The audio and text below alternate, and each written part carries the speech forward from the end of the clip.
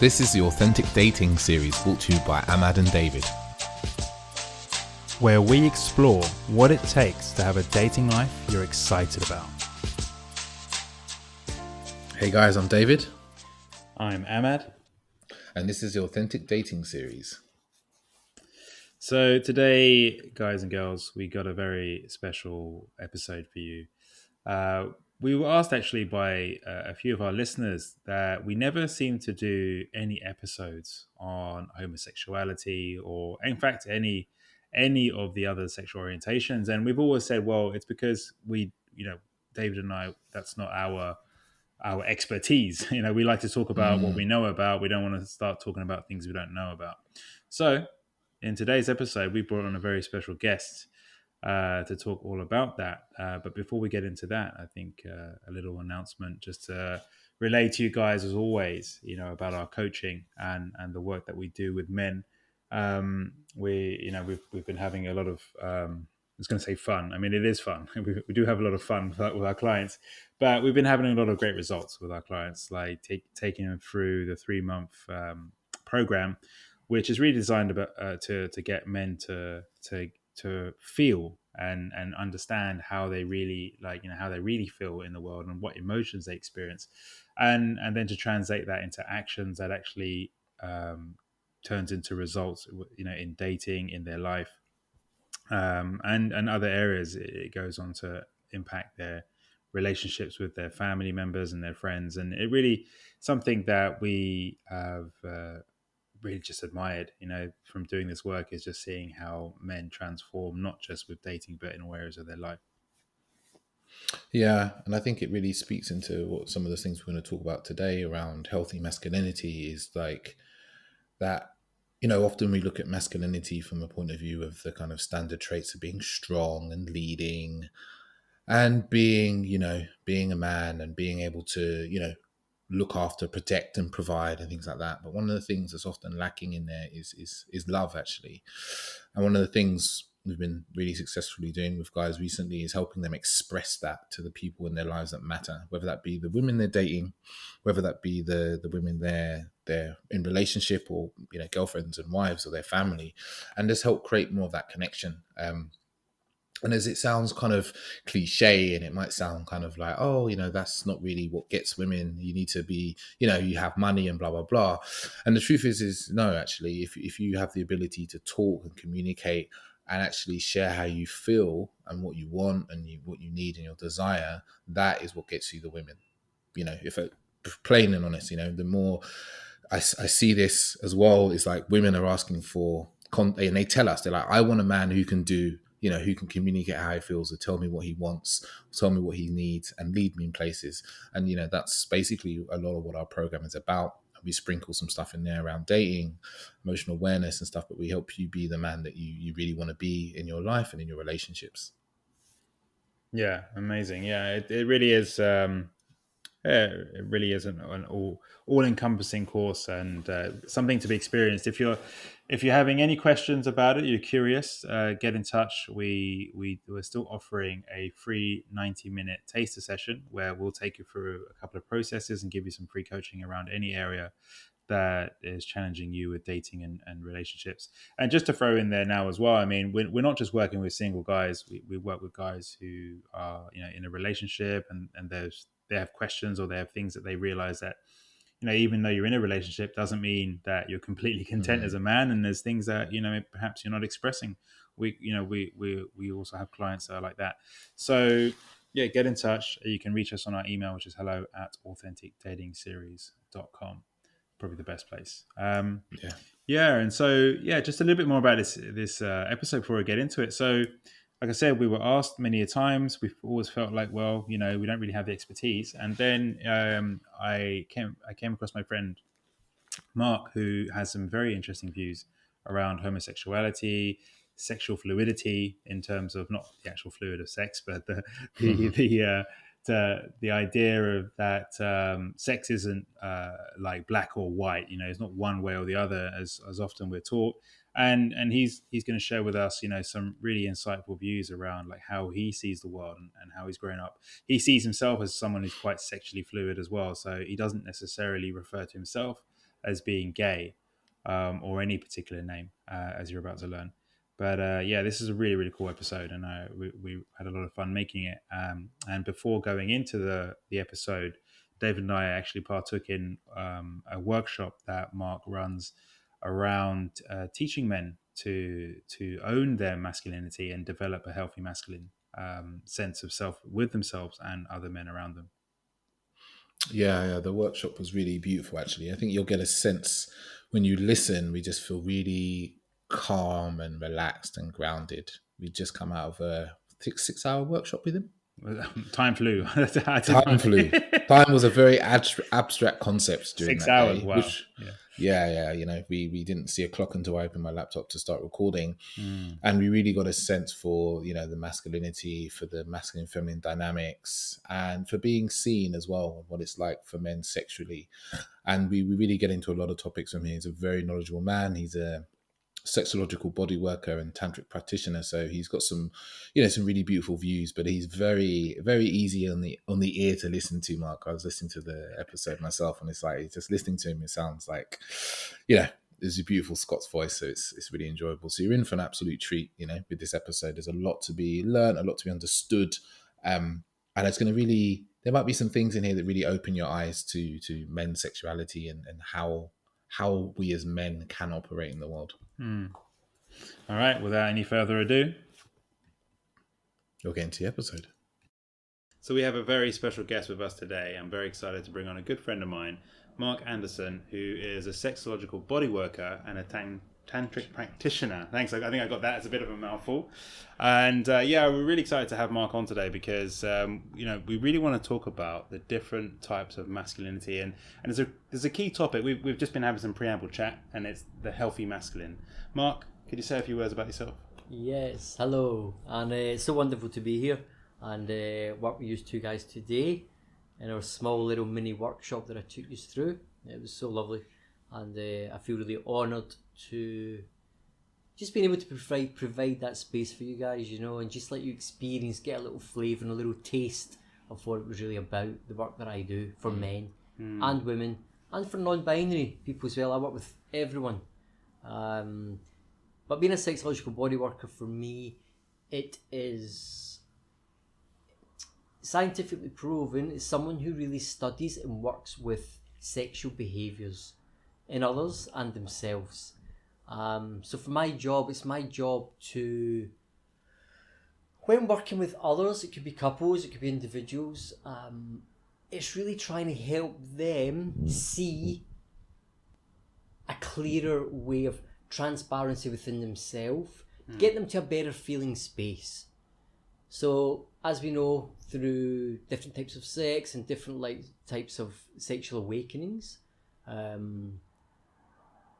there is a lot of trauma sometimes that's held in the body. Whether men eventually embrace same sex, same with women, non-binary men, they don't feel masculine male in their bodies. They want to definitely go through, they feel more of a woman. And there's a lot of this that's happening in the world today, both the whole non-binary community as well. So my job as a sexual practitioner, a sexological bodyworker, is helping someone get to a better feeling place within themselves. And this is from 0 to 100. There's just so much stuff and so much content in there. Working with all these people. I do couple work, I do individual work. I'm very focused in men's work at the moment as well. Very, very focused in men's work, helping men get to a better... There's a lot of toxic masculinity out there with men. And trying to talk and teach men how to be seen more, be more transparent, own their behaviours, healthy behaviours as well, and really embrace that beautiful sexual eros, which is our birthright, all of us. It's our birthright to really embrace and celebrate that, especially in the world we're in today. So that type of masculine, I'm talking about men masculine, not women masculine, which I'll differentiate that in a little while, is the healthy masculine, where we should really be celebrating our eros, our true sexual energy, in a healthy container, in a healthy way. Yeah. Okay. Yeah. I was gonna say, like, we've just experienced like a workshop, and like just to uphold the sacred nature of the workshop, we're not going to go necessarily into like the ins and outs and details of it, but it was a really beautiful space as men to be together and being seen and being in our masculine energy in a really safe container that allowed us to express ourselves and actually feel like, oh, it's okay, there's nothing I need to worry about here, I feel safe, I feel held, I understand the rules, I understand the structures. And it was an incredibly enlightening experience. Like, you know, even for me, like as I think I said it quite a lot, was like stimulus, reaction, and then questioning of my reaction was a really amazing process to go through constantly, because it really does, it causes you to look at yourself and look at how you're acting, and question it. It's like, is this a true action, or is it just a reaction to something from the past? Yeah, and I think what was interesting is something you said earlier, Mark, before we partook in the workshop, about how the masculine energy gets a lot of beatings. You know, gets a lot of push down and suppression, and I thought that was a very interesting idea,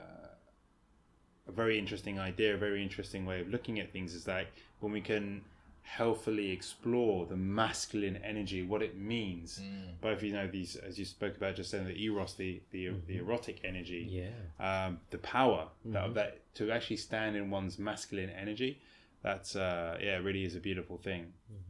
Well, that's where for me, that's where the treasure is in men. See if men know how to get to a healthy masculine erotic place, you know, that eros energy, it's so powerful. It's very, very masculine. I think out of all of the energies, you know, in life, sexual energy is one of the strongest energies that we all carry in our bodies. It's a very strong creative energy. And if it's harnessed properly, you're connecting with the right people. Consent is in the room between the adults who are taking part, whatever gender we're playing with here. I'm just as long as... And the masculine can be women in the room as well who are also in their masculine energy, which I'll talk about in a while. But the consent of that energy, as long as the healthy masculine is coming from a healthy space, you know, whoever they're sharing and enjoying and playing with, whether it's 2, 3, 4, 5, 6, how many people's in the room, as long as consent and safety is in the room, eros can be celebrated. Why not? We're here for a very short time. Let's say we're born, we dance for a little while, we die. I know that. I've experienced a lot of deaths recently since 2011. A lot of my 3 closest friends have passed, and recently I put my little dog to sleep. He was only 8, so I really understand life is very short-lived. I really get this. Enjoy it. Start enjoying it. Start finding a healthier way to really enjoy and connect properly with others.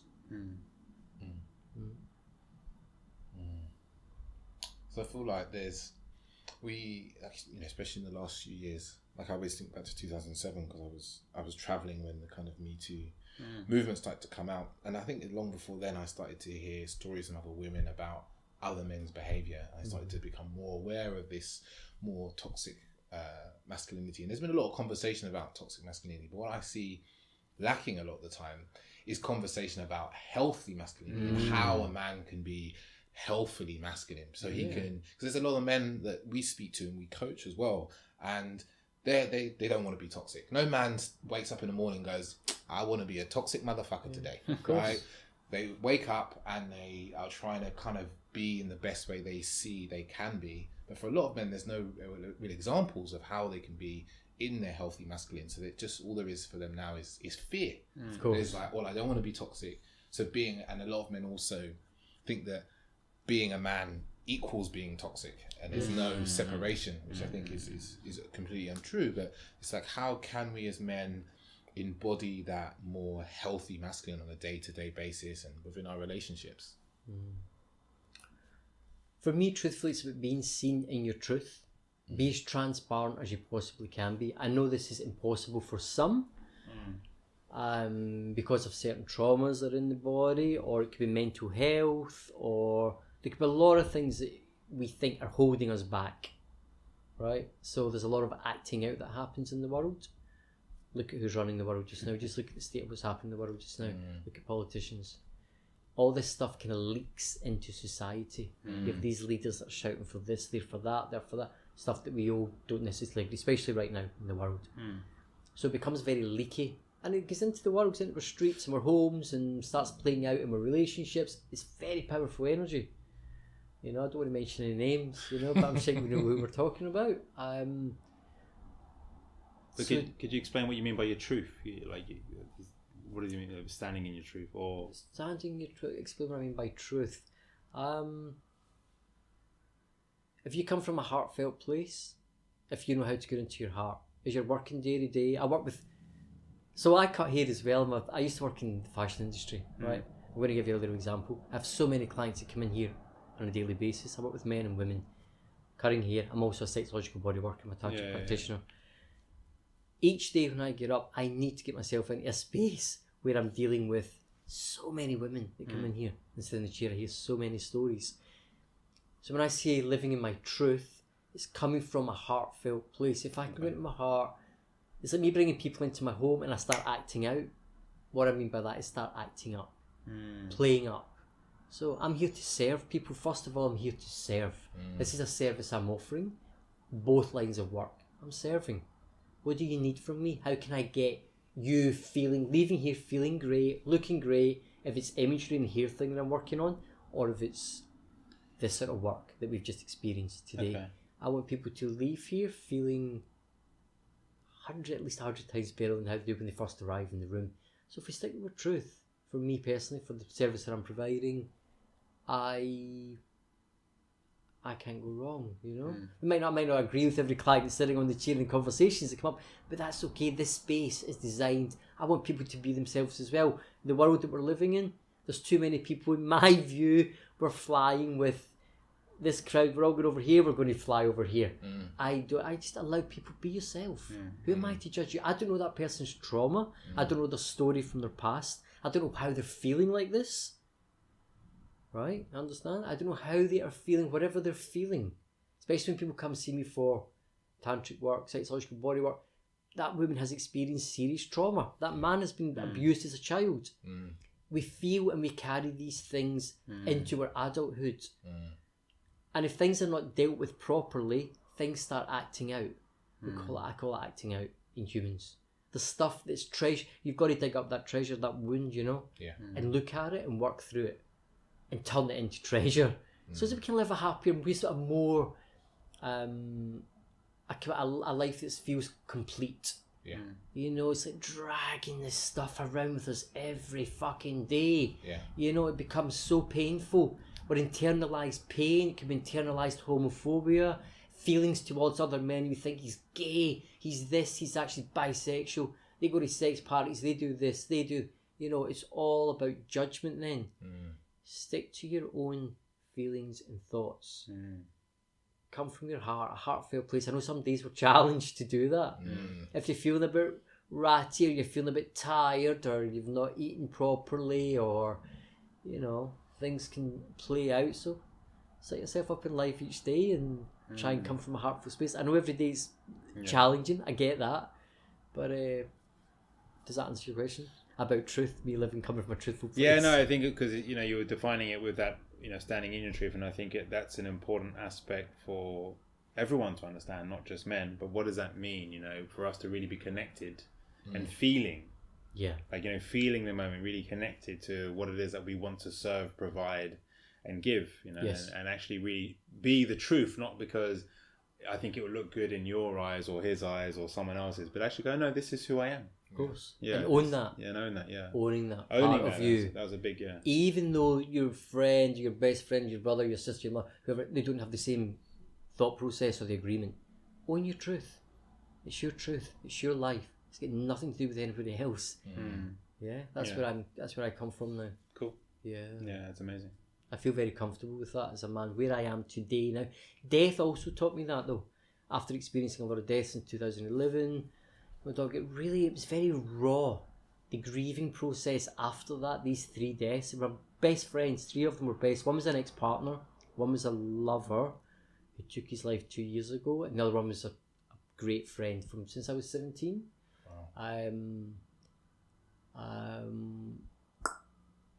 Those deaths really taught me. It's very hard to describe what this taught me. You know, there's a few books that are out about when we start losing people really close to us. The turnaround can be quite incredible. It can catapult you into like a really. It's like shedding of 1,000 years. It's like the skin. It's just like shedding a skin of. It's like a massive wake up call. The realization of life and death. I went to witness 2 of them as well. I carried all 3 coffins. I was very close to these people, you know. But what I got from it, the gift, the treasure, I'm going to use this word again, the treasure that I got from experiencing that was so cathartic and raw and painful. Went to the doctors, eventually the doctor was suggested prescriptions of like anti-anxiety and depression. I wasn't depressed. It wasn't anxiety. It was grief. Wow. It was heavy, dark grief. So I have my little rituals that I do. I didn't take any medication for these experiences that happened.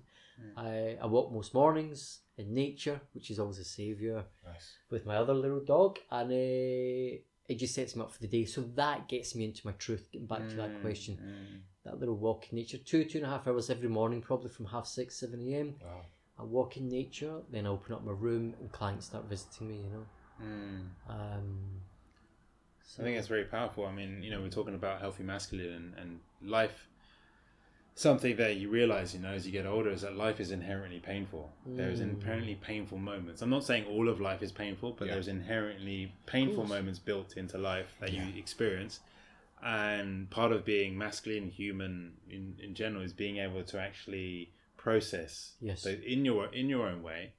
And it's fascinating to hear, you know, that even doctors, the first port of call is to give you a form of medication to medicate something, which is actually quite normal, natural. You know, if someone's passed away, you lost someone, even a breakup can cause those spark those emotions. So serious heart trauma, serious heart pain is, I think for me personally, I can't talk for others, I know we all deal with this very differently when we start losing people, which we're all going to go through. But I think there's healthier ways to air these grieving feelings rather than medicating yourself. Yeah. So this is how I'm doing it. I'm still doing it today. Yeah. It's still very raw. It was one after the other, maybe a few years between them, and the last one 2 years took his own life. And I have my own ways of dealing with that. You know, so nature is my saviour. It always has been. I walk in nature every day with my dog. It's just wonderful. It sets me up for my day. If I don't do that, I feel quite stagnant in here. I feel heavier feelings and unhealthy masculine feelings coming in to that day, and it plays out and it can act out in my room if I'm not prepared or set up. I think everyone should have some sort of practice that sets them up for the day, whatever that may be. I also have this little ritual of having cold showers. I've been doing cold showers for years and years before we heard of this amazing Wim Hof man, this Dutch man who I really adore and love dearly. I've been doing it years ago. Yeah. I used to work with Trudy and Sting, so Sting is obviously the singer's Sting. I cut Sting's hair for years, and I used to work with his wife, Trudy Styler.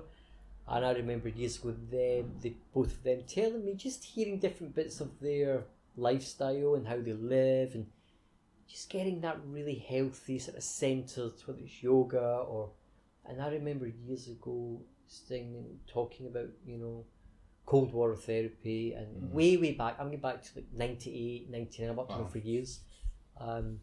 So I started that. I went to see an iridologist, and this is me just talking, I want to explain about how to get our masculine energy into a healthier place. What I do, my little rituals that I do in the morning that sets me up. You know, shower hot water very quickly, and then my shower gets turned freezing cold, the hot tap gets turned off. Wow. You will not die. Men, if you're listening to me, women also, you will not die. It's the most wonderful thing. And the thing you've got to do, build up, start at a minute, then 2 minutes, 3 minutes, each day get up to 4 or 5 minutes just in that cold shower. If you can take your shower head off, which is easier, you shower your legs, your body, all underneath the lymph glands, underneath your armpits, your groin area. Get the lymph nodes, get the blood flushing and pumping through your whole system. It's wonderful. It's so wonderful. Cold water therapy is wonderful. You will feel, just breathe as well, gets your whole respiratory system going. Breathing really fast. It's wonderful.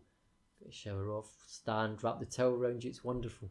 Yeah. Have you done this, David? I was actually did it a couple of times. The week before last, I was part of a group, and like kind of a men's group, and one of the things was to do cold showers, and I had like 3 because the shower in my flat is really weird. It's kind of, I can't make it cold while I'm in there, so I have to come out the shower, turn off the boiler. Yeah, so it's a long story. Wow. Okay. But I had 3 cold showers, so it meant I had my shower, came out, turned off the boiler, then walked back in, and it's like the water hits you and you feel like a child drowning because you're like and then there's this kind of moment where, you know, you're like, okay, I'm not dying, the water's not killing me, I'm not drowning, I just need to breathe, and you kind of go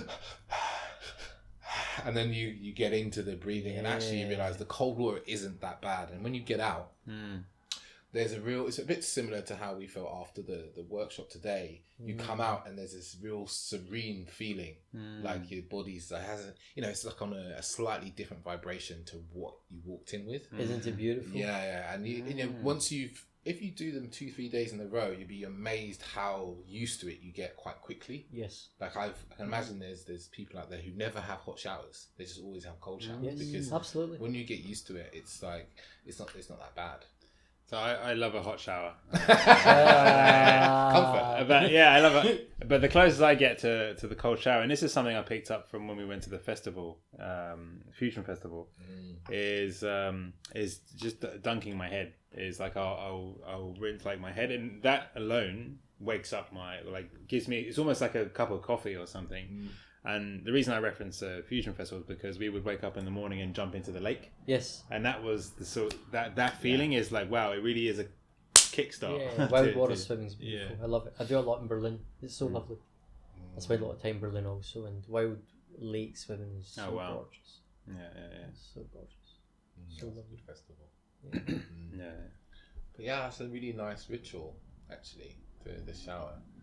I was actually, something that popped up into my head is like, you know, you work with a lot of men, and I imagine that a lot of men come to you, and actually what they have is like heartbreak or trauma that's caused by heartbreak. Yes. And I'm just wondering, like, how does that manifest for them, and how do they kind of work through that? You know, obviously they do work with you, but how do they work through that on their own for them to come into a more kind of healthy heart space of relating to, you know, we'll talk in heterosexual terms, into relating with women? First of all, I would, while they're in that really painful space, it's not for me to tell anyone what to do, right? I can only make suggestions. Yeah. I know what's right for me. Then again, everyone is very different. To go into a relationship while you're feeling extreme trauma or pain can be more damaging. You're not ready for a relationship. You're going to cause pain. It can be more painful down the line, you know, for both. Then again, for some, I know a lot of people who just hop in and out of relationships, like, I don't see that as being healthy either. No. Where I'm at in life now, if you want to really embrace and engage in I'm going to talk about just monogamous relationship first. As we know, there's many different types of relationships. Yeah. There's so many people now that are exploring polyamory. I'm not saying it's for everyone either, okay? But I would definitely suggest that they have time on their own. It might take a couple of years, 3 years, 4 years, how long this takes, and start finding the smallest little things day by day, things that they really enjoy and love doing. Could be painting, could be drawing, could be cycling, could be swimming. Go and play with your mates, go and play soccer, football game, whatever it is you want to do, just to get your centre into a stronger, more balanced place before you start sharing yourself with others. You know, if you're talking about a heterosexual relationship, it goes, for me, it's for everyone. You know, taking a lot of baggage into new relationships stuff that's not been worked through. It's never ever going to work. It's going to be very damaging.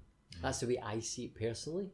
And if people end up in these spaces, there's a lot of stuff that starts playing out and acting up, you know.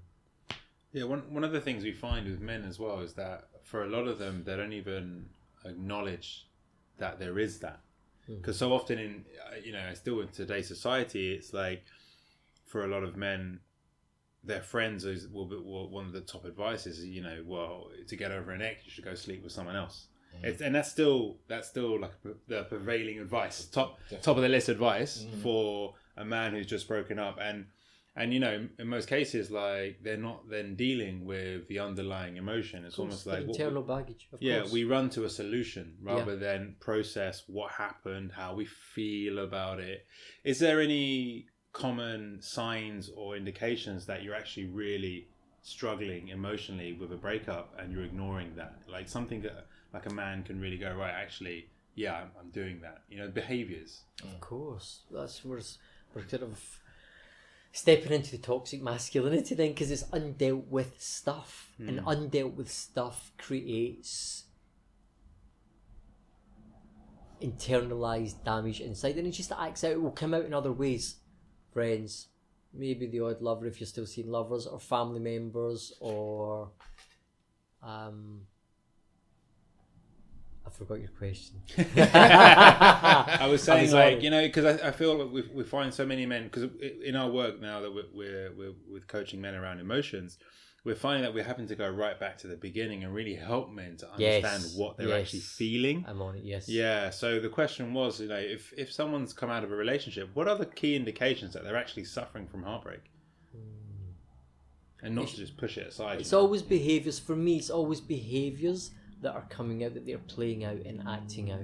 Always unhealthy behaviours. Mood swings. Really heavy duty mood swings with friends. That's me talk about the toxic masculinity in society. Sure. Okay. Maybe while this is going on, they might be using other unhealthy habits. Could be especially in the gay world, a lot of chem sex scene is pretty huge. Men that pick up a lot of narcotics. Just getting into unhealthy habits. They could be drinking a lot more, pornography, using porn often, and searing out, getting into darker pornography that's slightly darker, that has a real dark edge to it. They don't really know where they're going. That all comes from the unhealthy masculine men. This is the avenues. If things are not getting dealt with, this is little avenues that you can end up going down, and it becomes a bit of an ice rink. That's quite slippery. The road becomes really, how do we get back on a healthier outlook, like how we're connecting with friends, with buddies. It could be fuck buddies, it could just be family members, clients, or work colleagues. We take that everywhere we go. So I suggest to men, stop, slow down. Think about, this is how we have these alcoholics, drug addicts, addiction. It's all undealt with trauma. That's all addiction is. Addiction comes from undealt with trauma. And once it's all brought up and looked at in a safe space, whether it's a program you're on, you have a sponsor, and you really trust that person to work with you through this, to clear what has to be clear, then you're going to find treasure. There's always treasure there to be found, and life is more free again. You're freed up, It can be a real challenge, and that's this whole, when people talk constantly about the toxic masculinity, this is what it's about, undealt with stuff. Yeah, it's like avoiding and hiding from what's really going on. Like maybe this might not be accurate, but I think, it's funny, you want to talk about healthy masculinity, it wasn't that with toxic, but it's like, what I see is the heart of the problem with toxic masculinity is a lack of heart. Yes. There's a lack of heart for themselves. Yes. If you're talking an individual man, and then for the people around them as well. If you add in some heart into, you meet men who have very strong masculine energy, ways of being. Yes. And it's when there's a lack of heart that they veer off the healthy path. Is when there's a lack of care for the people around them and themselves, right? And in this instance, you're talking about it's a lack of care for themselves. You know, they're abusing drugs and drink, abusing people, and it's actually damaging them in the process. That's where it stems from for me. Always self. See, if you're avoiding your heart, looking after yourself, you're not loving yourself. I know it's a very old cliche, do you love yourself? It's very important. If there's no love there for yourself, the type of food you're eating, are you exercising? Are you looking after yourself? Do you know how to look after yourself? Yeah. You have so many men who come, they just want to go out, they're on the rebound, they want to hook up with someone else really quickly to try and kill that little elastoplast on that pain, cover it up. It's going to come back up. Yeah. Dude, I'm sorry to say. Yeah. It's coming back up, and the whole feeling of trauma and toxicity, it comes through your body again, and your behaviours will rise again. What I heard in all the different answers was a sense of release. It's like not knowing how to actually process that and allow that heavy emotion, the heartbreak, the pain. Because I know so many men struggle to express the wide range of emotions that we feel as human beings. Of course. I've heard a great quote where most men channel all their emotion into one, which is anger. Yes. And we're allowed to be angry because that looks manly. But to be sad, to be grieving, to be upset, to be, even in some cases, even to be happy or excited. Yeah. It all gets channeled into one emotion. So there's this feeling of like needing to find a way to release. And so often it seems to be the unhealthy ways are the most available. Yeah. Yes. Whether it's like drink is always there. Drink is always there. It's the Numbing, easy access, right? It's the easy access. Most men will reach out, and it's just to sort of numb the pain. They're just numbing pain. That's all that is going on, you know. There's moments in my life, my younger years, where there's been moments of that. You've got to own that. For me to talk about this, I've got to own which parts I feel very much I've taken part in. So I can really identify with this conversation, what we're talking about, for myself. I've lived in New York. I was there with a girlfriend. I had an 8-year relationship with a girlfriend, really beautiful girlfriend. Then when I came back, I met my first male partner. So I've had long relationships with women and men. And I own that, no problem. I don't feel any hesitation around that sort of stuff, or I really own that. Hence the reason I feel very comfortable working with men, women, and other non-binary people out there as well. I could just you're in the mix. It feels healthy for me. Getting back to talking about sexuality, for me really is fluidity. It's just fluid. Last year and the year before, I had 2 women who were my lovers as well. So people say, but Mark, are you gay? Are you straight? Are you bisexual? What do you call yourself? It's getting onto this whole name of, in society, how we have to name ourselves, and who are we, and how do we want to be seen as and identified as. I don't want to own any of that personally. This is just me where I am today.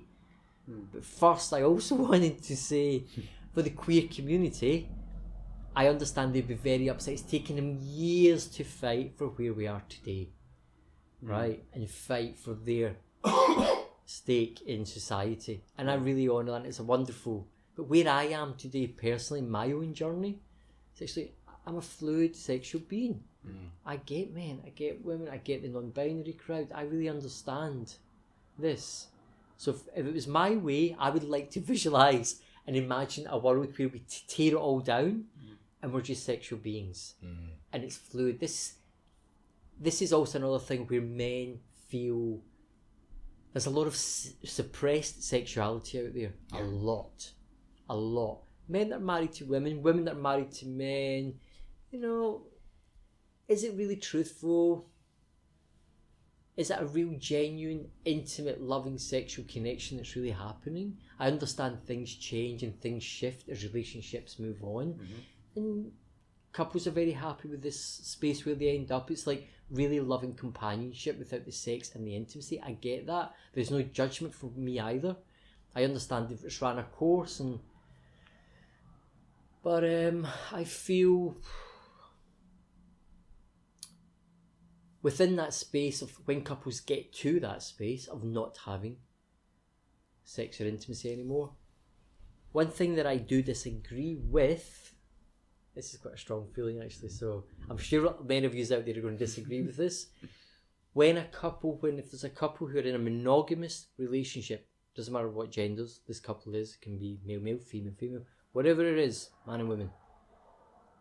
When someone holds someone to ransom, they're married, or they've agreed it's monogamy, and one of them will stop feeling sexual towards that person. They don't want intimacy, has to stop. It's just they don't feel that. They love them. They have a lot of other beautiful interests together, but the sex stops. It comes to an end. The real intimacy of... But the other one still wants to carry on having a sexual relationship. That pains me. The couples go through that. It really does. I hear about it often. It pains me. Yeah. I would like to see couples come from a beautiful, heartfelt space that they can sit and they can discuss this. And if it's him, if it's the husband, or it's the wife, or if it's two men, if it's two, and it's allowed for him to go out or her to go out and explore whatever it is she needs. Yeah. And it's just a sexual energy. That relationship would probably become even more healthier and happier in that contained space. Do you understand that? It's fact. It would be he would come back in or she would come back in. She has had her, whether she goes and sees a practitioner or a sexual surrogate, or she goes online and she has a lover outside their marriage. They have their own little design in their agreements. But they come back, the household would be a happier household. This is fact. Yeah. And they go on with their life, and maybe 1 or 2 nights a week that person will go and have their little fix. It might only be once a month, whatever the agreement is. Yeah. Yeah. If it's suppressed, because you're suppressing another human being, and we've got to understand, we do not own other human beings. No matter whether we're married, we've signed that little bit of paper, and whatever it is, I get the agreement, but we don't own human beings. And it creates sickness and it creates illness, and that also, the toxic masculinity starts playing out in the house because he's not getting his fix of beautiful intimacy with his partner, whether it's a woman or a man or whatever's going on. And sometimes they'll go behind their back. Most of the time this will happen. Yeah. They go acting out, they play away, and it becomes really shadowy and very hidden. They might go and see other sex workers if they want to go and hook up with someone online. There's thousands and billions of men that have done this for many, many years, and women as well. Let's not forget about women who do it as well. So that's another thing that happens within toxic masculinity. But if things could just be honoured in truth, where are we at in this marriage? We've been married for 13 years, we've been married for 2 years, we've been married for 2 weeks, and all of a sudden it's fell away. But it's like, we can't. It becomes very codependent on each other and the space, the house they've built up. Maybe there's kids that are there now, but the rest of it falls away. Yeah, there is this thing that, in general now that I think the longer we've been doing this podcast, we appreciate more and more is like the individual. Yeah. That if you're in a relationship with someone, that person is still an individual. Yes. They were an individual before they met you. Yes. And they continue to do that, right? Yes. So they have their full life and their full options in front of them, and it's important to honour that.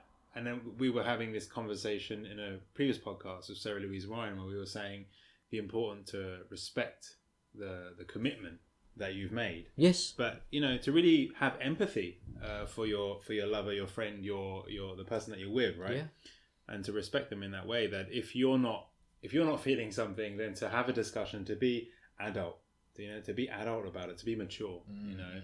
I think some really powerful points. We need to own this as men. This is very to talk the toxic masculinity and the healthy masculinity. So let's jump. Same scenario. Yeah. How that can go from toxic masculinity to a healthy masculine, beautiful man who sits with his partner or goes walking in a park or wherever, find the right time, and really truthfully acknowledging the relationship. Where are we really at? Are things falling away? Is there any room for us to go and do some work on ourselves together? Go and see a beautiful tantric practitioner. Go and see a sexological bodyworker. Let them take you through a beautiful little ceremony. Something similar to we've just experienced today. There is all different types of designs as well of these ceremonies to get this couple reignited again, to really see each other, take time out, slow down. Now, there is other options here for couples to do this. I really need men to understand this. There is other options here. You don't always need to go and play away, act out behind your partner's back. Speak with her.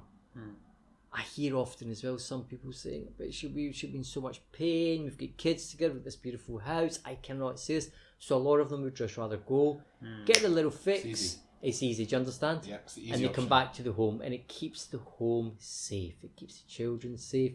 The nest is cozy still. We're not upsetting everything.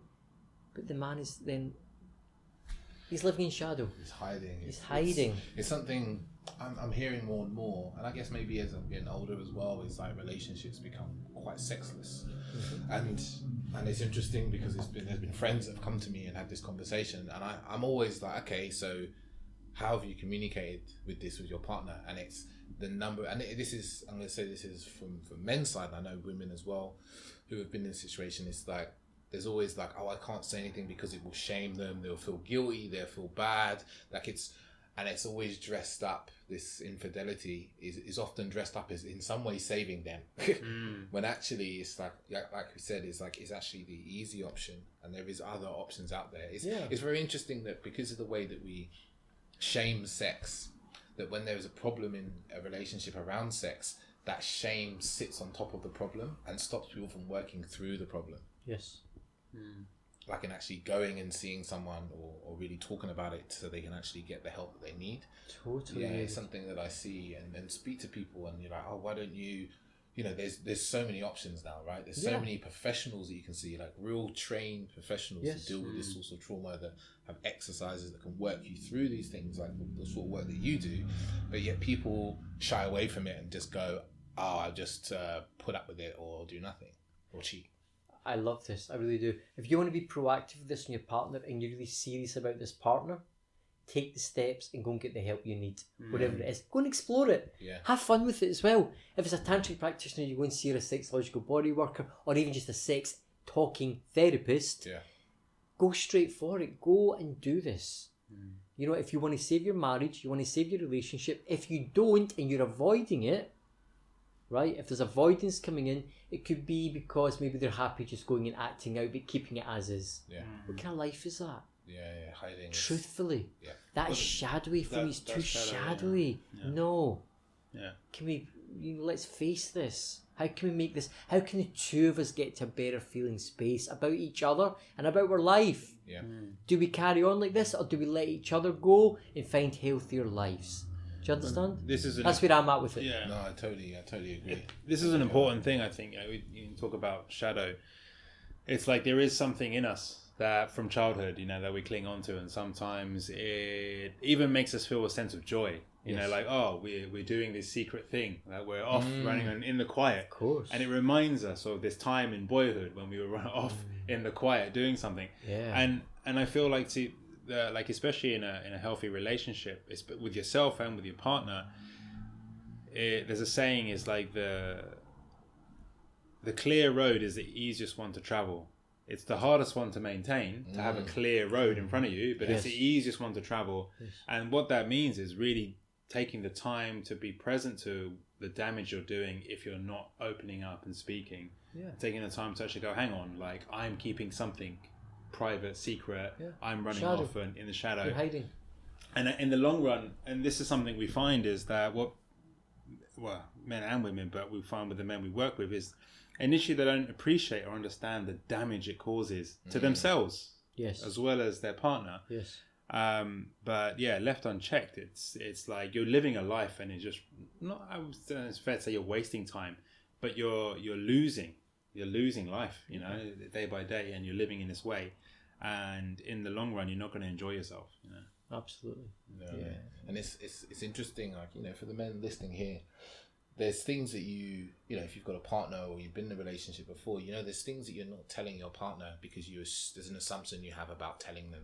If you tell them that they're going to react in a certain way, it's going to mean something, but most of the time when you can communicate whatever it is with a level of compassion and empathy for them, and also for how you're really feeling, it's received far better than you expect it to Yes. be, and also it creates an opportunity for connection. Yeah. It's something that I see that we've done with some of our coaching clients is help them just communicate with their partner better, Yes. and then instantly have their partner come back and go, I feel more connected to you. I feel more like I know you more now. Wow. And it's like, this is the thing that's often leveled at men in partnerships, is like, you're distant, I don't know who you are, like you're not communicating. And it's like, well, actually you just have to take the steps to communicate what's going on for you, what's there for you. And that's part of the healthy way of being a man. It's like, you know, we talk, like we said a lot about kind of toxic masculinity, but it's like being healthy as a man is like just adding in that compassion, that love, that care with all your actions. Yes. You know, and including the leadership of your relationship.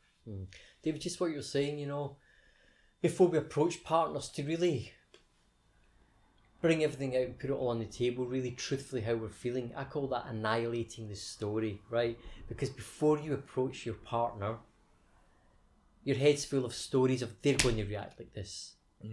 They're going to say this, you know, they're going to take it on board. It's about them, it's about me. And all of that as well could to do with, if you're avoiding that, you know, so that you can still go and act out and play the little game that you're playing in shadow. But we need to learn as well, don't make up stories what we think others are going to think. You don't know what that person, how they're going to receive that. They might be relieved internally as well. Like, fuck, I'm so glad he's going to find a beautiful partner, just to have a sex partner, to have a beautiful, just share some intimacy with. Or he, or, you know, whoever it is, whatever gender we're talking about here. So I feel, just let's not make up stories how others are going. You think they're going to receive this information.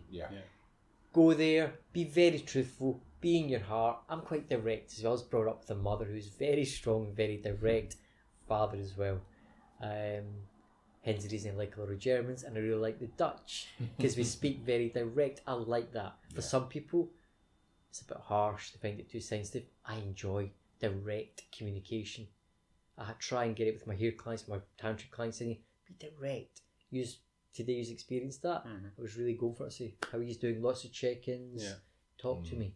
Tell me really how you're feeling. You know, this is important. It's just it's a little map how we guide ourselves through life each day, you know. We know where we all stand. There's no room for shadow or anything to play out. It's when we're not being direct with each other, there's room for acting out. It's like, hey, come back, let's talk to me. Can we talk? Does that make sense? Yeah, totally. So I'm going to go back to something you were saying earlier, because I think it's really quite important for this concept of, we're talking about healthy masculine, and you're talking about how you see sex, and sex is quite fluid. And I think we live in a world today where this concept of toxic masculinity, a lot of it does come with that sort of sense of bravado, and masculine as being one way, and you've got to be this, you've got to be hetero. Yes. You've got to be, and there's this almost this black and white version. Yes. And yet there is definitely a very eye-opening way of seeing the world when you realize that actually there's a whole myriad of sexuality out there, and every person you come across is different. Absolutely. And so can you talk to us a bit about like how seeing the world that way is very much in line with being a healthy masculine, how that could change the future? Well, as I said before, for me, the queer community as well would probably get very upset with this, but I would like to dismantle all of these names that we know, right? To give us a more healthier way of living as sexual beings. We're all sexual beings, you know? So I personally would love to live, I live in fluidity. My sexuality is fluid. I go where the energy takes me. And if it feels right, the other side, we check in, we know what's happening. I have 2 lovers, and this is what happens in this situation. Dismantling names. The reason why we've got such suppressed sexuality in society is because no one wants to be named. Right? No one. There's so many people out there. don't get me wrong, there is so many people that love being gay and they own that and they live for it and they march and they love it, and that's wonderful. That is wonderful. But also the other side of the scale, so many people don't want to be named. I'm not gay. Yeah, they might share some intimate moments with men sometimes, and this is what they want to explore. So it's like, why does society, why do we have to name them? Why do we have to call them out on they are this? Yeah. It's very basic. It's like they're exploring the same sex. It might be a little bit of I call it medicine they need. And they feel wonderful afterwards. That's what it is. They might go back to their partners, being a wife, or same with women. Yeah. One of my first girlfriends had a girlfriend for quite a long time. I was very young. I was very cool with that. I think she had 2 female lovers while I was with her. It was an 8-year relationship. I was very easy with that as a young man. Even though I was feeling a calling to explore same sex, there was no one that I met at that age that I felt safe enough to go there. It was something I would maybe play with through thought and fantasy, even though the sex was great with my girlfriend. We had a beautiful intimate connection, really lovely. So for me, where I am in life today, I wish the world was more fluid. I think we would live in a more harmonious world, and it'd be a healthier world. We don't have to name people other human beings. But I'll say it again, I understand where the queer community has taken us and got us to today, and I want to honour that. Yeah. It's a wonderful thing. But for me, I want to just be. I'm just being. Yeah. And I'm enjoying just being. Does that make sense? Yeah. I also want to add this. I've had lots and lots of intimate, beautiful intimate connections and a few lovers of men who called themselves straight, who've had girlfriends and female lovers. Some have been married. I've actually shared quite a lot of intimate experiences with men who, I'm being honest, I really have. They don't want to call themselves gay. They don't want to call themselves bisexual either. By this word bisexual, it's so 1982. It's like, can we get with the program? We're just fluid beings. Sometimes there's the energy that feels really beautiful and we want to explore that energy. Why can't we? That's how I see a healthier world, to answer your question. Living in a more fluid, safe world where always consent, always safe, and does that make sense? Yeah. I think the big thing that jumped out to me, what you were saying there, is about like the release of the suppression. Yeah. Because all the names and the shaming and the stigma around the various names and this and that, even within the queer community, yes, like even some are considered to be less than others and all sorts. There's always, whenever you have one tribe and another tribe, there's always some tribal interference and stuff. I know from there's a couple of people I follow on Instagram, and it's like even the way that people look at people who are bisexual, who label themselves as bisexual. You have straight people going, you know, there's the old, I don't want to kind of perpetuate a narrative, but it's like that idea is like, they just haven't decided yet. They're being greedy, you know, and I imagine like from the other side, the gay community, they also have a stigma, right? And I think it's an interesting one. It's especially this year with everything that's happened in terms of politics and race and everything, is what you start to realize is that it's not someone being gay that's the problem. That it's the meaning that the label has, not even for themselves, it's for all the other people around them. Yes. And it's not, we don't have it's inconsistent, right? Because the label has attachment, has emotional attachment, like from and conditioning. So actually the label causes more harm because you're having to take on other people's conditioning, which is not your own, which you haven't consented to taking on. Yes. You know, like as a black man, I am a black man, but then everyone I come into contact with in the world, their conditioning of what a black man means is instantly placed upon me when they meet me. Right? Even if it's not a conscious activity, it's still placed upon me. And then I have the world or country or community view that's also placed. And it's exactly the same for the other labels around sexuality and gender. Yeah.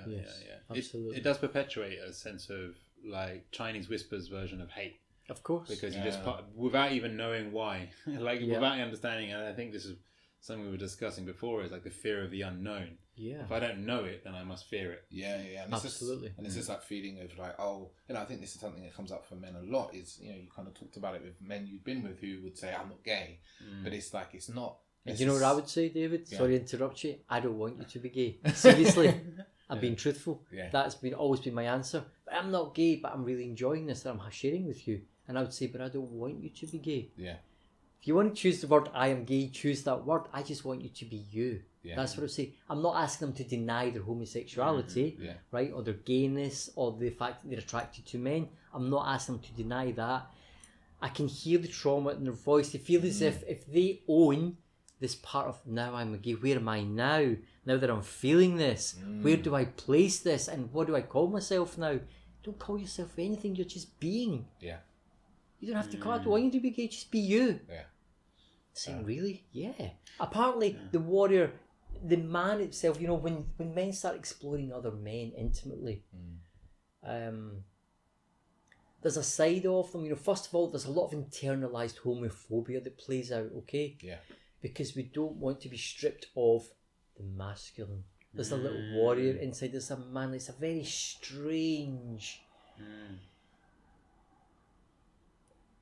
feeling and energy, you know, it's been stripped of this, I'm a man, you're gay, it's like we're really femme, it's as if there's a bruise, it's like a piece of it's been bruised, it's slightly damaged. It's almost like sexism, isn't it? Yeah, absolutely.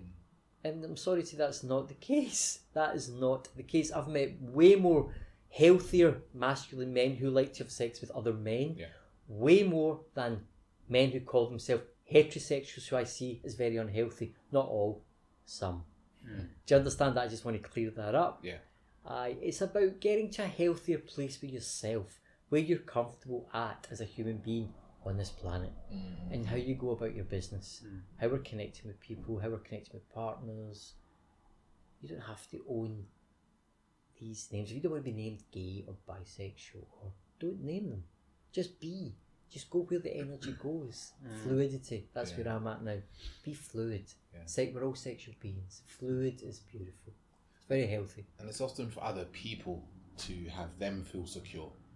The namings of things, right? It's like people will often, and I even find myself doing it. You meet someone and you're like, okay, so where are they from? That's sometimes you're like, what's this accent? It's like, I need to name this so that that part of my brain will stop kind of trying to analyze and work out, so I can feel more comfortable. It's actually nothing to do with them. It's about, and you know, we can all see this in ourselves. Like if you meet someone who, you know, if you meet a man, for instance, and you're like, oh, is he gay? Is he straight? I don't know. Or you meet someone and they have an accent and you think, where's that accent from? I can't quite place it. And you know, you're working over in your mind sometimes. Sometimes you can't even listen to them properly.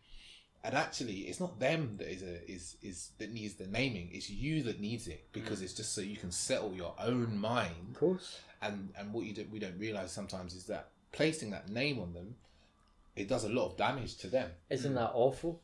See, for me, that pains me inside. We're living like this as humans. It's the judgment. Yeah. We start judging, and we've got it. It makes us feel safe as soon as we know we've got them. We've got them in the box. We know who they are. You don't know who they are. No. You don't know who they are. You know, that's an awful thing to do. If we can just stop, you know, scanning people, judging them, so that we can eventually feel safe, we can breathe, we can relax. Yeah, it's a funny one, isn't it? But we do it with everything in life, though. We compartmentalize through labeling. Yes. You know, that's a sofa, that's a chair, that's a gay man, that's a straight man, and Yes. it's like, oh, we know what that thing is, what we're looking at, right? Yeah. Like what, and so we can. But then we start to get lost when, as you say, when we put them into boxes, and we then assume we know everything about that. It's, you know, when people generalize about men in general, like there's, oh, men are like this, or women are like this. It's like, well, first of all, not all men and women are the same. Yeah. Yes. You know? So it's important to know not all apples are the same. You know? So, Absolutely. Yeah. It's very much for like the laziness of the mind. Yeah. And then what happens is, I feel like there's a book that I read and it talks about this. It actually said about chairs. It's like, look at a chair. Are all the chairs in your house, do they look the same? Are they really all chairs? And actually what it does is it stops us from looking deeper at people, deeper at things. So it's like, if I say, oh, this is a cushion, I automatically go, what's my knowledge of cushions? Because I access it instantly in my brain, and then I go, boo, that's what it is. And I pay no more mind to it. I don't pay any more real attention to feel what its real essence is and the difference, the textures. And it's the same with people, right? So when we say, oh, she's a woman, or she's a type of woman, it's like, I'm done now. I don't need to consider who she really is anymore because I put her in the box. I know what that box means, and then I can just communicate to the box instead of actually truly getting to know who that woman is. Exploring, taking the exploration further, you know. And this is what we don't do. I think social media's got a lot to answer for there. Personally, where we are today, everything has become so quick. Flick a switch, a page, a person, let them in. We don't speak to them anymore. It's everything is so fast, and I think we're going through humans like that as well. You know, I really do. Yeah, no, I agree. It's like, you know, even today, like we've taken hours, you know, through the workshop that we've done. Yes. And for me, it felt really beautiful to just take our time in something. Yeah. I didn't need to think about what the next time was. There's no clocks visible to me as far as I know. And it's like, we just take our time with the exercise and like being in the exercise, talking about it afterwards, feeling what I was feeling afterwards and actually processing it, because we spend so much time just going from, and I'm seriously guilty of this, it's just going from thing to thing to thing. Yes. And actually you never processed the thing before, so it's almost like it did happen, but you never give yourself a chance to get any of the learnings from the thing. Yes. Well, that's the life. This is the thing. As I get older, we keep talking about things. As I get older, like I appreciate that actually life is in the living. It's in the moment of it, right? It's in the feeling, in whatever that moment is. And for whatever reason, it's just like, you know, it's almost like from school. It's like we learn from school that we just got to keep moving on to the next thing. You finish with one thing, on to the next thing, on to the next class. But that's not life. You know, life is here and now. Of course. Yeah, like you're listening to this podcast, things that are going on around you. Even if you're in a car, you're driving somewhere, that's happening now, not where you're going to. Yes. It's a huge thing, and we forget it all the time. This is my job, doing this work. Doing this work with you guys today. So my job is when people come in, even do my other work, hair work, I take my time doing that. I say, how long will I need for having my hair cut? I say, it's never ever a rush job. I enjoy myself daily in here. Yes, it is my work. I don't really call it work, because I enjoy both. Some of them can be challenging depending on the client and depending who I'm working with in this room, this tantric space. My job is to really slow everything right down. To like slowest, you must have felt that today. There was times where we're going a little fast. I'm like, David, just back right off, just really slow down here, really feel into this, feel into the exercise. Talk to me, you know, feel through it. From the gazing to this other exercise, to the other exercise, to the other one. It's my job to take you into the process really slow. And it's intense stuff. It's pretty cathartic as well. So it will change your feelings, your views and thoughts on a lot of different things. Even politically, what's happening in the world, what you've experienced today as a man. You know, it's me trying to get you into a more healthier, masculine space. It's a for me, basically, we celebrated the masculine. That's what we're doing today. That was I knew you were coming here to do this podcast, and we agreed to do a little mini workshop, and that was my idea of doing, the way I designed this was to take you through a little slow process, and end up where we are today now. And I'd say like it was really, because I always had this, and I still, you know, fight with this, is like this idea that I don't know how to be a man. I didn't have men in my life to groom me in the ways of being a man. Like, you know, it's definitely a story I had, like even when we first like reconnected after school, and it's like through doing this sort of work that I kind of realized I unlearned that idea. It's like, I innately know it's there. I do know. It's just that I have a story that I don't know. Yes. I must say I felt the same experience. I don't know if it's because we're similar in that regard, but like this experience of feeling like, you know, I've had to really search of how to be a man, define it for myself, and figure out, read around, do workshops and all sorts. But yeah, really the experience today was like, oh, actually, I have a very strong masculine energy. Yes. That is there, you know, without much of a calling. It's just like healthy. Yeah, strong, healthy masculine strong energy, not just strong masculine energy. Healthy. The healthy masculine energy has to be celebrated as well. So this whole world and suppression on toxic masculinity, we've been hearing this for how long now? Yes, we know what goes on. But what we just celebrated today is really celebrating the healthy masculinity. There's room for that. And it's also needed in this society. The way is the healthy feminine. Let's talk about the healthy masculine and feminine as well. So when I'm talking about the masculine, today we are really focusing on the masculine being aiming towards men, okay? But there is so many women who come and see me daily who are more masculine than men today. It's changed. I really feel it. Men and women who are, I'm talking about heterosexual relationships, and when women come in here to see me, visit me for appointments, I really notice in their energy, they're carrying and they're running with such strong masculine energy. They've really dropped into their masculine. See, all of us carry we're all made up of masculine and feminine energies, all of us. It's bullshit. Men just think, I'm just in my masculine all the time. No. We're all made up of masculine and feminine energy. So what I find interesting is where we are with the feminine energy today, what's happening. There's a lot of women who have really, really dropped into the masculine.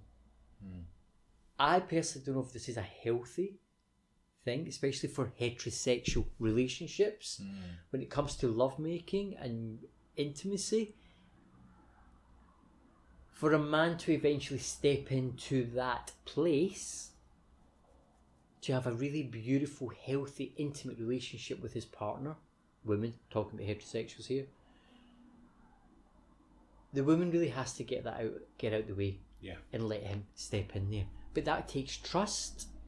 He needs to really know what he's doing properly to sort of hold that space for her. Do you understand? To have a really beautiful, erotic, intimate connection with her, it can be so beautiful and charged. If she feels more stronger than him,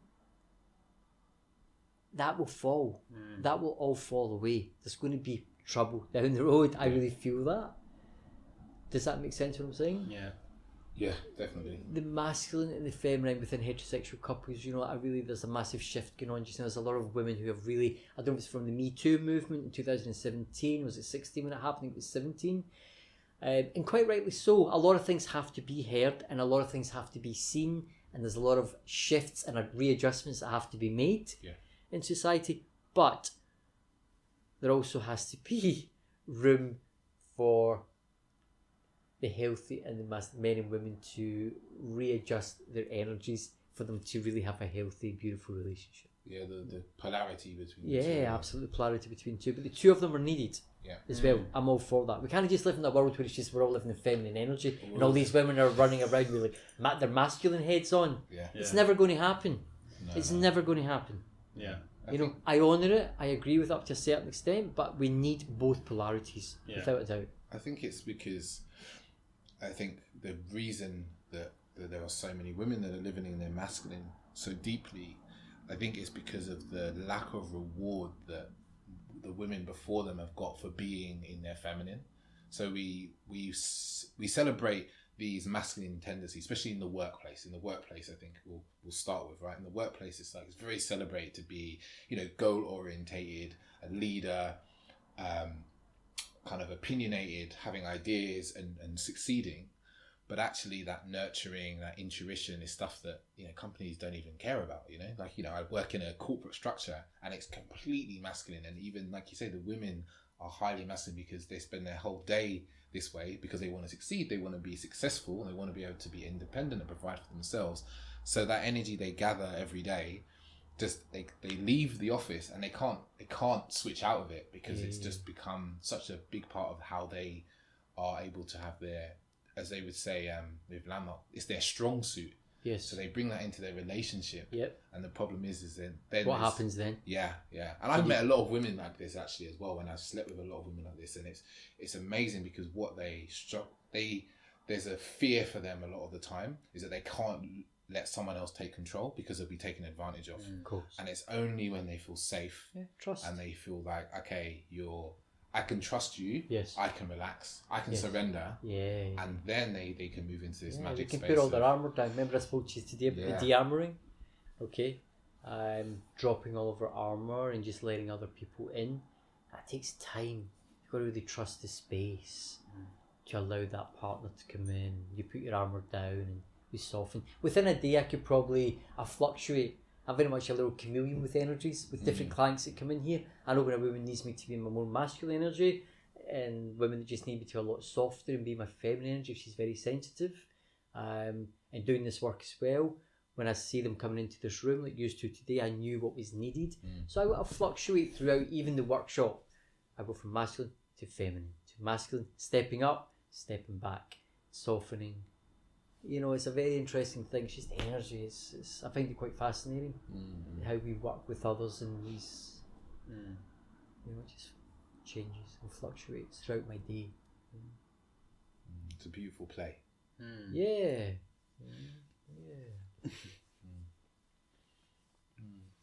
I was actually thinking, the question that kind of popped into my mind actually is like, how can men relate to each other in a more kind of healthy masculine way? Like, you know, there's one to be said that, you know, if I'm being healthy and my masculine, and then I go and I meet my mates down the pub or wherever I meet my mates, and they are the way that they are, it's like, how can one man have that influence over the men that they know?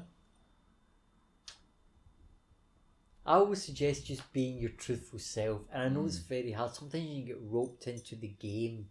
I call it the masculine game. Look, I've got 3 other Scottish brothers. Look, I was brought up in Glasgow, a little town outside Glasgow.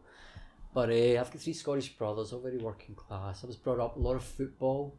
My younger brother was a professional footballer.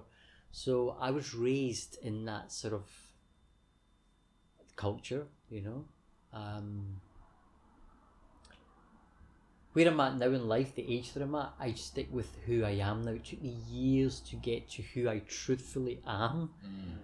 If people don't like me or they find it triggering or challenging when I step into their company, or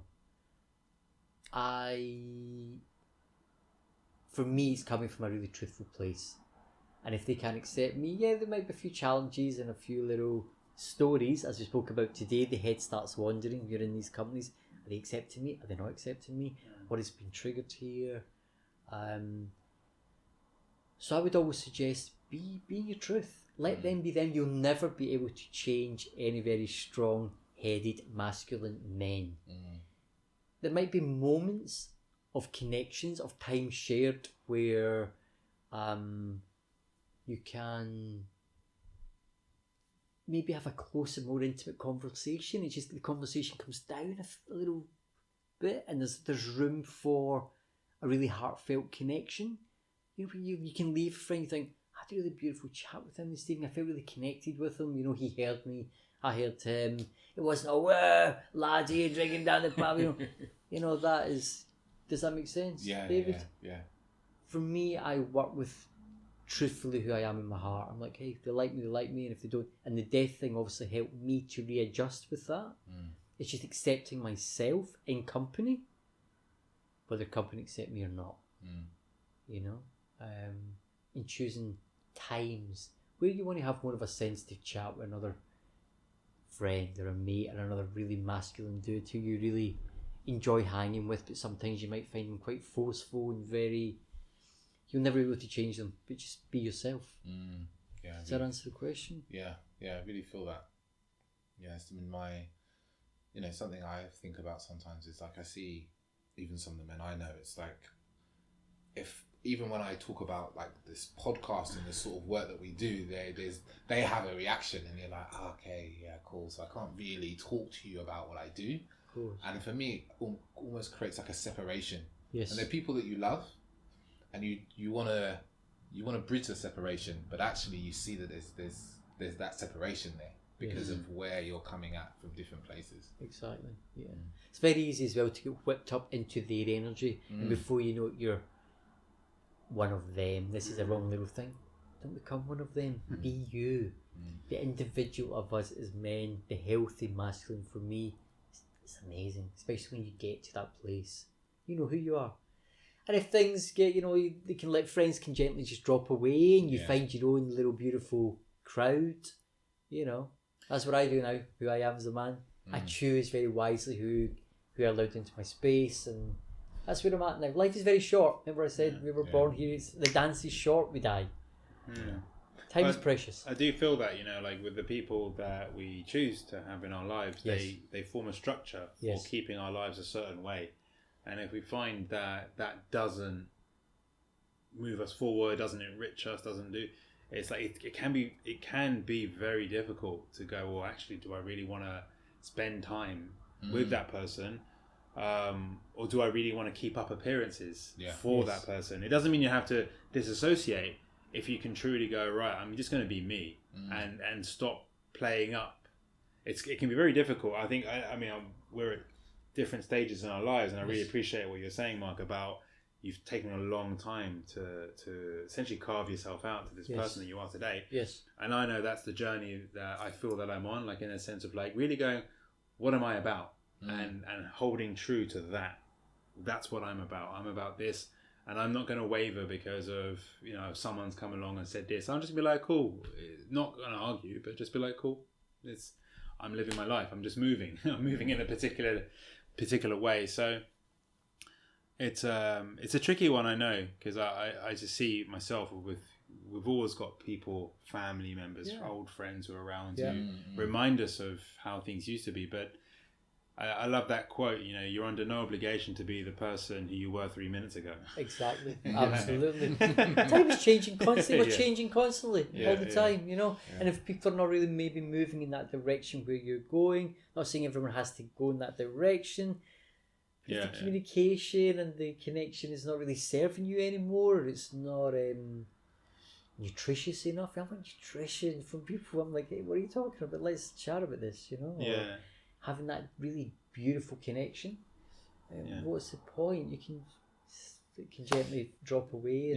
There's something from ayahuasca that I never forget is they always said, like in ayahuasca ceremonies, it's that you're there for your own journey. Yes. You shouldn't interfere with someone else's journey. And they also say whatever happens in ayahuasca you should use in your real life. So I really took that advice as well. Like going back into my life, it's like, well, beautiful. This is my journey and I shouldn't interfere. And I really, again, the older I get, I really see the wisdom in that because I don't know shit. I realize that I don't know. Who am I to tell anyone, unless they ask me for something that they feel I can advise them on, who am I to tell anyone anything? I just keep quiet, keep on my own journey. Yeah. It will all unfold anyway. It's unfolding as we speak. Right. Everyone's little path, everyone's little journey, everyone's story. It's unfolding. It is what it is, It is. There is that. Yeah, it is what it is. And just, for me, I like to just try and stay in my own path. Unless people come and see me. And obviously this work, I only suggest that use today. No one was made to do anything. I suggest, I explain exercises. I will say these are the benefits you may get from doing this exercise, taking yourself to an edge. I can never make anyone do anything. Same as friends. I don't want to change anyone. I don't want anyone to change me. Even in relationships with lovers, I don't want to be changed. I want them to be exactly how they are. I want to be left to be, unless I start getting into unhealthy territories, or they do, then I might want to call it out and just discuss. Let's talk about this so I can get a better understanding. Do you understand? So I find it very interesting. As time is going on, our own little paths, healthy paths, healthy people, surrounding myself with really healthy people, whatever that may be. David? So, no, I really get that. And there's actually the good point you made there about calling out the unhealthy behaviours in people and not just standing by.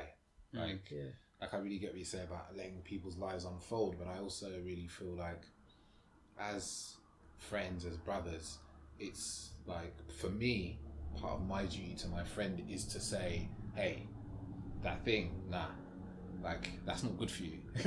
It's their own journey, but actually it's like sometimes people don't even see that their behavior is actually not good for them. They just kind of, if we go back to even the infidelity, for instance, people will just be like, oh, it's okay, there's no problem, blah blah blah, unless someone actually says to them, hey, look, this isn't actually doing you any good. Yeah, I mean, but even with that, right, you can only ever suggest something to someone. You can call it out.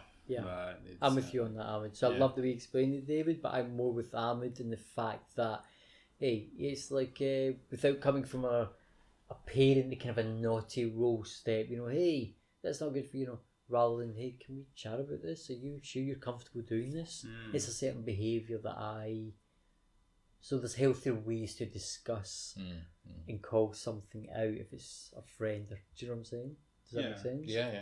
How you're going about that. Yeah. To try and get them back in alignment, but if they're happy doing this behaviour, you've got you can never be able to change anyone. No. After a lot of friends who have been really heavily involved in drugs, I say 3 of them I've lost.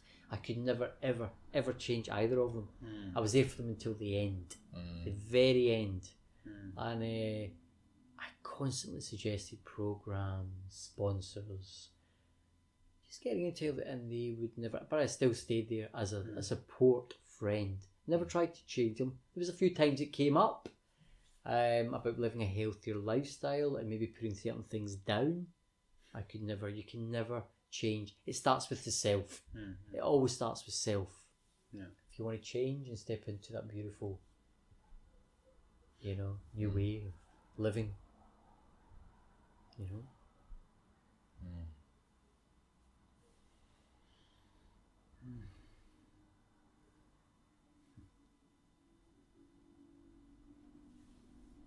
feel like we've covered a huge range of topics, and it's been a wonderful conversation. I guess as listeners, you also are not privy to the previous 6 hours of conversation that we had as well, that got us to this place and to talk in this way. And I'd love to thank Mark for his hospitality today and the beautiful work that we did. If it's something that you're considering, if there's somewhere for you that there's a blockage around your expression of your masculinity or your sexuality, I can't recommend more to step out and work with someone professional to do that. You've got the confidentiality and so forth, and you're with a professional, and you can actually get a huge amount of good. I personally believe everybody could benefit from doing work like this that's on the planet, to be honest. Yeah. Oh, that's good to hear, David. Thank you. Yeah, I agree. I mean, it's like, for whatever reason in my life, I've always been someone who's willing enough to explore things that I'm unfamiliar with and to learn new things. But I know that's not always been everyone's predilection. Not everyone is built that way. But we do live in a society today where, this information is available. There are people who know a lot about these things, and there's nothing that you're experiencing right now that hasn't been experienced, and there's no pain that hasn't been gone through already. And highly recommend reaching out and actually speaking to people who have been working on this for years and really understand it. Yes. So how can listeners get in contact with you if they'd like to work with you or see you? I have a website up and running, so I will, when you post the podcast, if you want to, I will give you my website. Anyone can contact me via email, or we can set up a little phone call. I always speak with clients on the phone first before anyone comes here. Because of the nature of the work, I need people to understand this. There's always a phone call or a WhatsApp, preferably. It used to be Skype many years ago, so a little WhatsApp, so we can see each other and we can discuss it, and I can tell you truthfully whether I can work with you through the issues that you have. If someone is seriously traumatized and seriously damaged through abuse, children, or whatever's happened to them,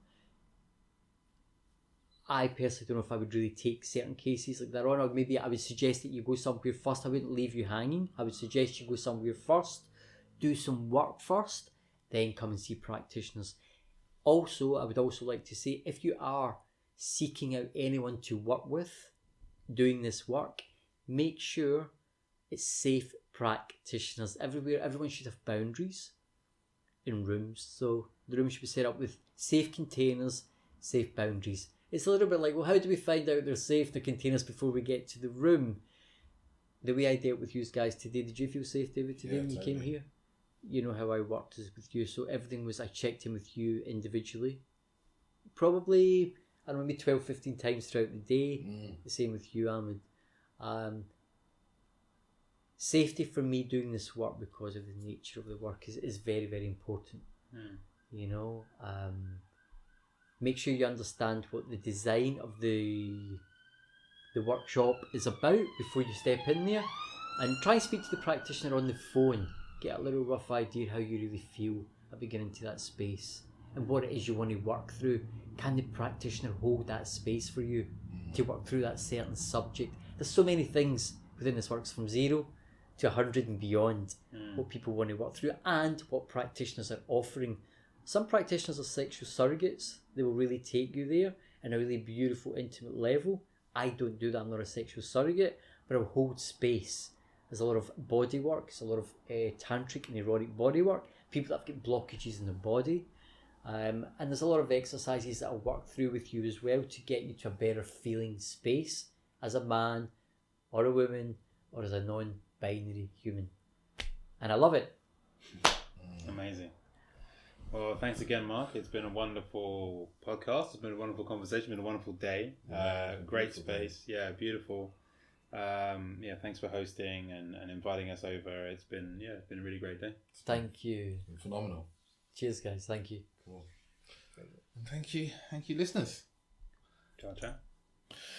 So yeah, what a beautiful conversation that was. I must say, being in the room and just being there and thoroughly enjoying it. Like, out of the energy of the workshop we did, it was just like a really open space to just share what was coming up, and Mark's knowledge really shines through with the work that he does. And I must say, as someone who's experienced the work that he does, it's incredible.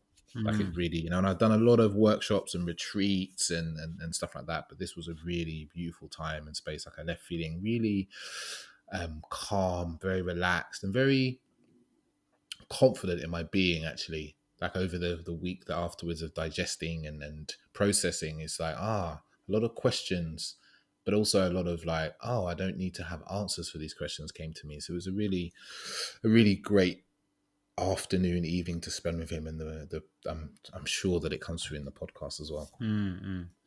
Yeah, it was a very insightful conversation, and I'm eager to find out what the listeners thought. Mark himself was concerned about his controversial views around naming, and nomenclature of the different types of sexuality.